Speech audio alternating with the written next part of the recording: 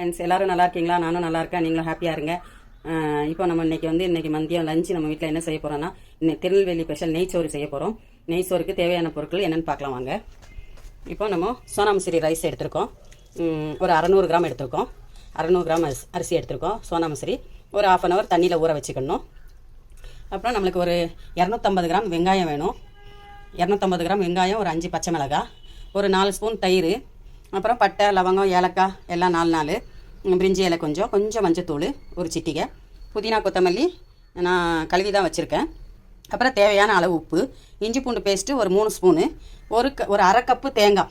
இது பால் எடுத்து ஊற்றணும். நிறைய தேங்காய் ஊற்றக்கூடாது. நிறைய தேங்காய் ஊற்றுனீங்கன்னா சாதம் உதிரி வராது, குழஞ்ச மாதிரி ஆகிடும். அதனால் ஒரு அரை கப்பு தேங்காய் பால் எடுத்துக்கணும். இவ்வளோ தான் நம்மளுக்கு தேவையான பொருட்கள் நெய்ச்சோறு பொங்குறதுக்கு. பேன் அடுப்பில் வச்சுருக்கோம். அடுப்பில் வச்சுட்டு ஸ்டவ் ஆன் பண்ணிக்கலாம். இப்போ நம்மளுக்கு இதுக்கு தேவையான அளவு எண்ணெய் 75 கிராம் எண்ணெய் ஊற்றுறோம். உங்களுக்கு தேவையான அதிகமாக ஊற்றிக்கலாம். இதுக்கு குறைய ஊற்றக்கூடாது. நம்ம 600 கிராம் அரிசிக்கு 75 கிராம் எண்ணெய் கரெக்டாக இருக்கும். ரீஃபைண்ட் ஆயில் தான் ஊற்றுறேன். கோகனட் ஆயில்னாலும் கோகனட் ஆயிலும் ஊற்றிக்கலாம். நான் இப்போ ரீஃபைண்ட் ஆயில் தான் ஊற்றுறேன் உங்களுக்கு. இப்போ நம்ம இது எண்ணெய் காஞ்சதும் இந்த பட்டை, லவங்கம், ஏலக்காய், பெரிய ஏலக்காய் எல்லாம் எடுத்து வச்சுருந்தது இந்த எண்ணெயில் போட்டுக்கணும் பொரியறதுக்கு. மஞ்சத்தூள் ஒரு சிட்டிகை போட்டுட்டேன். இப்போ நம்ம இது கொஞ்சம் ஃப்ரை ஆகணும், ஒரு 2 நிமிஷம். அப்போ நம்ம ஒரு 5 சில்லி வச்சுருக்கோம். ஒரு 5 சில்லி போட்டுக்கலாம். அந்த எண்ணெயிலே வேகணும் சில்லி. இந்த சாப்பாட்டுக்கு இந்த நெய்ச்சோறுக்கு அந்த சில்லி காரம் மட்டும்தான், வேறு எந்த காரமும் நம்ம சேர்க்க போகிறதில்ல. அந்த சில்லியில் என்ன காரம் இருக்குமோ அந்த காரம் தான், மைல்டாக தான் இருக்கும். இப்போ நம்ம ஆனியன் சேர்த்துக்கலாம், வெங்காயம் சேர்த்துக்கலாம். 250 கிராம் வெங்காயம். இப்போ இந்த வெங்காயம் வதங்கணும். கண்ணாடி பதம் வதங்கினா போதும், ரொம்ப வதங்க வேண்டியதில்லை. இப்போ தேவையான அளவு உப்பு சேர்த்துக்கலாம். இப்போ நம்ம முந்திரி கொஞ்சம் வச்சுருக்கோம். நான் முந்திரி சொல்லலை, உங்களுக்கு ஆப்ஷன் தான். தேவைன்னா போட்டுக்கலாம், ரிச்சாக இருக்கும். நான் இப்போ முந்திரி சேர்க்க போகிறேன். முந்திரியும் சேர்க்கணும்னா சேர்த்துக்கலாம். இப்போ இஞ்சி பூண்டு பேஸ்ட்டு 3 ஸ்பூன் வச்சுருக்கேன். ஒரு 200 கிராமுக்கு 1 ஸ்பூன் அளவு மாதிரி 600 கிராமுக்கு 3 ஸ்பூன் இஞ்சி பூண்டு சேர்த்து இதெல்லாம் போட்டு நல்லா வதங்கணும். உப்பு சேர்த்து நல்லா வதங்கணும். கண்ணாடி பதம் வதங்கினா போதும், ரொம்ப வதங்க வேண்டியதில்லை. இப்போ வெங்காயம் வதங்கிடுச்சு. நம்மளுக்கு கண்ணாடி பதம் வந்தால் போதும்னு சொன்னேன். வெங்காயம் இவ்வளோ வதங்கினா போதும். இப்போ நம்ம ஒரே ஒரு சின்ன தக்காளி சேர்த்துக்கலாம். ஆப்ஷன் தான், சேர்க்கணும்னா ஒரே ஒரு சின்ன தக்காளி சேர்த்துக்கலாம். நம்ம இதோடு இப்போ கொத்தமல்லி, புதினா சேர்த்துக்கலாம், ஒரு புடி அளவு.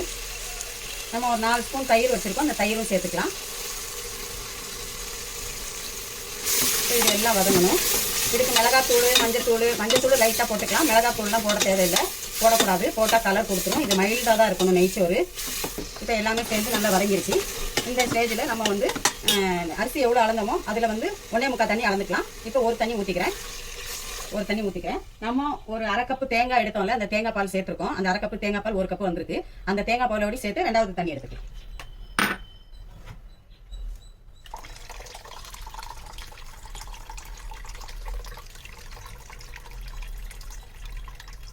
ரெண்டாவது தண்ணி 1.25 சேர்த்துக்கலாம். நமக்கு உதிரியாக வரும். சாப்பாடு உதிரியாக வரும். நெய்ச்சோறு நல்லாயிருக்கும்.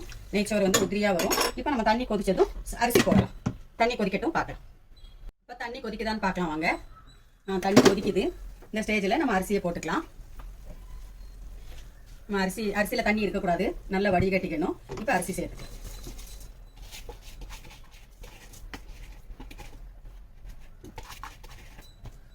அரிசியை சேர்த்து நல்லா கிளறிட்டு இப்போ நம்ம உப்பு செக் பண்ணிக்கலாம். உப்பு செக் பண்ணிவிட்டு உப்பு தேவைன்னா இந்த ஸ்டேஜில் உப்பு போட்டுக்கலாம்.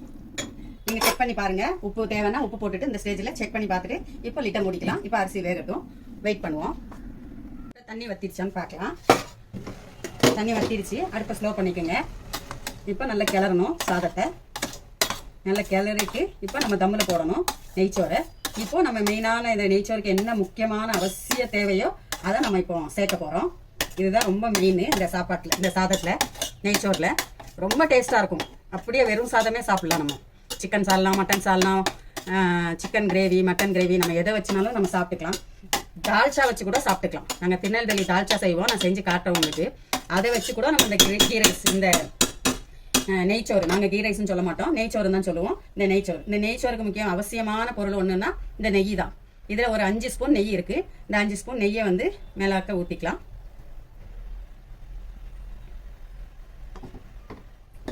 இப்போ கொஞ்சம் கொத்தமல்லி, புதினா கார்னிஷ் பண்ணிக்கலாம். இப்போ நம்ம தம்மில் போட்டோம். கீழே தோசைக்கல் போடணும்.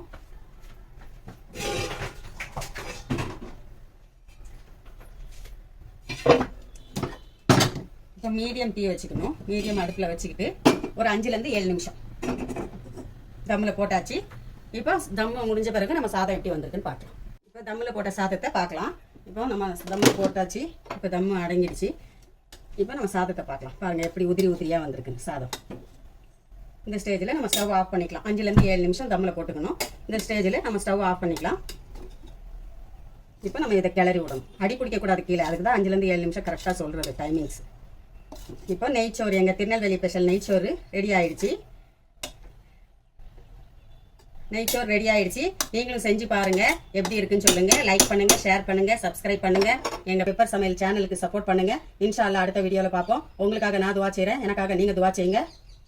அஸ்ஸலாமு அலைக்கும். நெய்ச்சோறு ரெடி.